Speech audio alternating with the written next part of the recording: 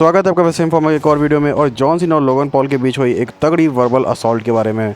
तो होता क्या है कि भाई आज जॉन सीना आते हैं, अपनी तगड़ी से एंट्रेंस करते हैं और एंट्रेंस के बाद जैसे ही रिंग अनाउंसर उनको फिर से मतलब अच्छे से अनाउंस करता है, जैसे हिल टाइम पे कर रहा था वैसे जब आज करता है तो यकीन मानो जॉन सीना प्योर इमोशन में होते हैं।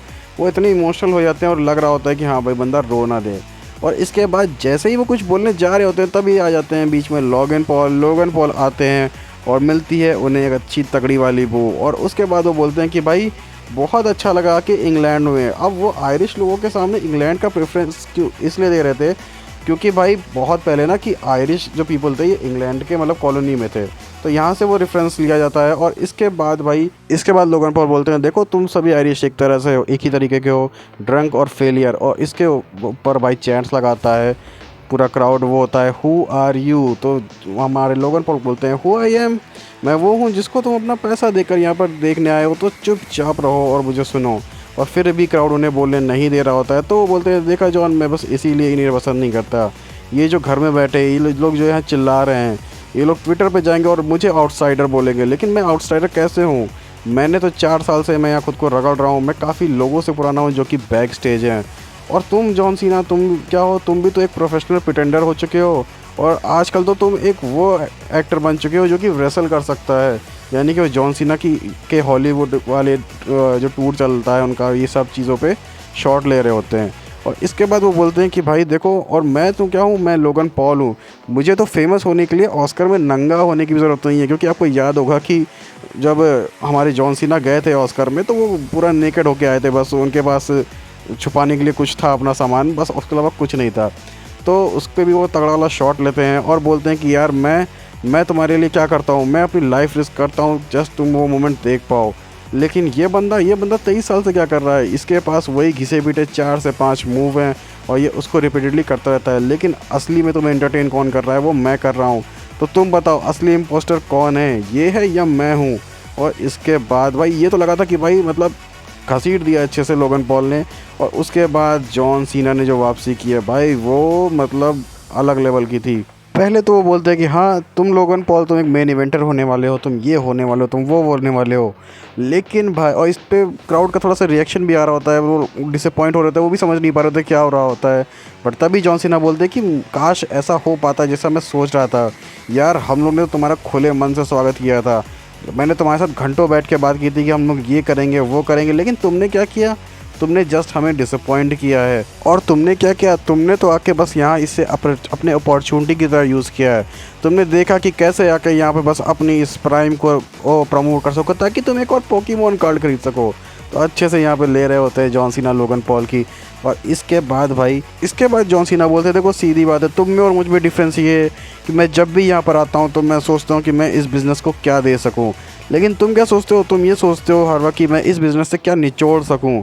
तो मैं काम करता हूँ, मैं इस पूरे टर्म को ही चेंज कर देता हूँ और मैं बताता हूँ कि तुम क्या हो। तुम एक आउटसाइडर नहीं हो, तुम यहाँ पर हो एक पैरासाइट, तुम पैरासाइट हो यहाँ पर।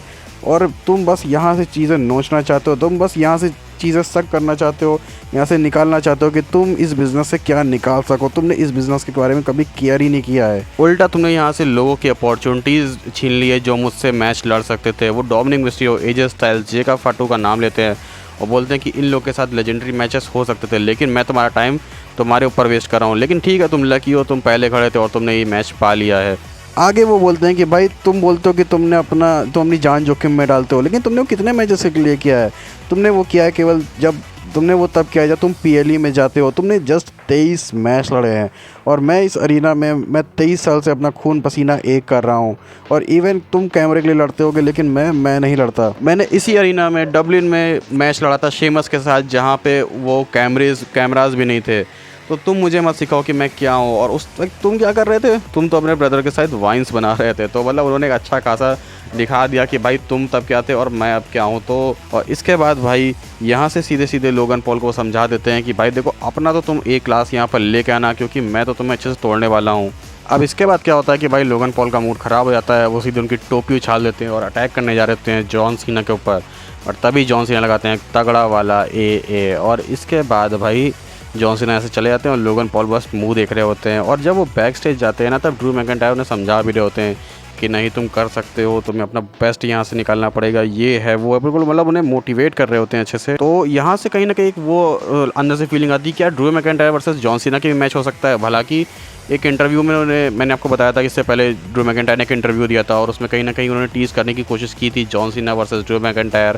हालांकि उन्होंने बोला था कि मुझे उन्हें इंटरेस्ट नहीं है, बट मैंने आपको बताया था कि ये कहीं ना कहीं जॉन सीना और ड्रू मैकिंटायर के मैच के लिए ही उन्होंने बोला है। और उसके बाद क्या होता है कि भाई जब बैक स्टेज जॉन सीना जा रहे होते हैं तभी निक ऑल्डिस आते हैं और वो जैसे एक लाइन ड्रॉप करते हैं कि भाई मुझे ब्रॉक लेसनर के बारे में तुमसे कुछ बात करनी है। और तभी आउट ऑफ नो वेयर अब भाई लोगन पॉल पीछे से आते हैं और एक तगड़ा वाला पंच मार के चले जाते हैं जॉन सीना को। अब इसमें भी देखो दो कांड हुए हैं, क्योंकि पंच सही से लगा नहीं था। तो भाई कुछ जगह पर नेटफ्लिक्स पे जैसे WWE ने अलग एंगल दिखाया है और कुछ जगह पे उन्होंने अलग एंगल दिखाया है मतलब लोगन पॉल के पंच करने का। तो कहीं ना कहीं WWE ने से ऐसा लगा कि दोबारा रीशूट किया है, क्योंकि भाई मुझे इसके चांसेस तो बहुत कम लगते हैं कि 2 कैमरा खड़े हुए होंगे और तब लोगन पॉल ने पंच मारा होगा। तो पक्का है कि इस चीज़ की रीशूट हुई है और ये चीज़ देख के थोड़ा सा अजीब लगा। अब भाई जो हो गया था हो जाने देते, या फिर दोनों जगह एक ही क्लिप लगाते। तो बाकी आप बताओ कितना एक्साइटेड है। हालांकि आज का प्रोमो मुझे बहुत अच्छा लगा और देख के मज़ा भी आया, जॉन सीना का इमोशन होते हुए देखते हुए अच्छा लगा। और ड्रू मैकिंटायर के लिए जो टीज़ किया गया, ब्रॉक लेसनर को भी पक्का टीज़ कर दिया गया कि क्लैश इन पेरिस में पक्का वो इंटरफेरेंस करेंगे जॉन सीना और लोगन पॉल के मैच में। तो आप बताओ कमेंट सेक्शन में आप कितना एक्साइटेड हो इस मैच के लिए, और लाइक शेयर सब्सक्राइब करो चैनल को। मिलते हैं नेक्स्ट वीडियो में, तब तक के लिए गुड बाय।